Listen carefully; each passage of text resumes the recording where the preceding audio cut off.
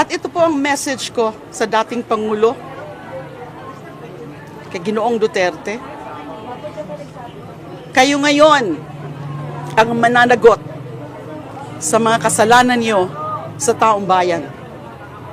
Isa lang po akong biktima. Libo-libo mga Pilipino ang pinaslang nila nung nakaraang madugo at peking war on drugs. Maraming pamilya ang naulila. Yung iba nga hindi nga pinatay pero nabubulok naman sila sa mga kulungan dahil sa mali at baluktot ng pagpapatupad ng batas. Isa po ako na nakadanas niyan na walang katuturang pagpapakulong. Sa mga sumusuporta po sa akin, huwag po kayong mawawala. Dahil pagkatapos ng 7 taon, mas handa